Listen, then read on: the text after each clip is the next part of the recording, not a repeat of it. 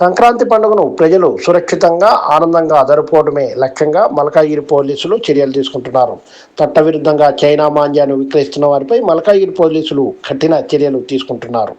China manja వినియోగం వల్ల ప్రజలకు పక్షులకు తీవ్ర ఇబ్బందులు ఏర్పడుతున్నాయని, గతంలో పలువురు ప్రాణాలు కూడా కోల్పోయిన ఘటనలు ఉన్నాయని పోలీసులు తెలిపారు. ఈ నేపథ్యంలో చైనా మాంజాను పూర్తిగా నిషేధించామని మల్కాజిగిరి పోలీసులు స్పష్టం చేశారు.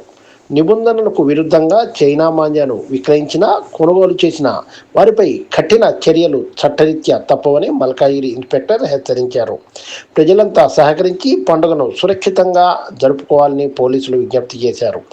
మల్కాజ్గిరి పోలీస్ స్టేషన్ పరిధిలో ఉన్నటువంటి గాలిపటాల విక్రయదారులందరికీ కూడా విజ్ఞప్తి, మీరు ఎవరు కూడా ఎటువంటి చైనా మాంజాకు సంబంధించినటువంటి వస్తువులు కానీ చైనా మాంజా కానీ మీరు విక్రయించొద్దని చెప్పేసి మేము సూచిస్తున్నాము.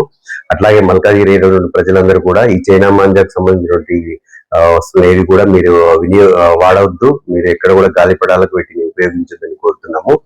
ఈ చైనా మాంజా వలన పర్యావరణానికి కానీ మరియు అట్లాగే ప్రజలకు కానీ ఎన్నో ఇబ్బందులు గురి చేస్తుంది. ప్రతిరోజు మనం ఏదో ఒక ఇన్సిడెంట్ మనం రెగ్యులర్ గా చూస్తూనే ఉన్నాము.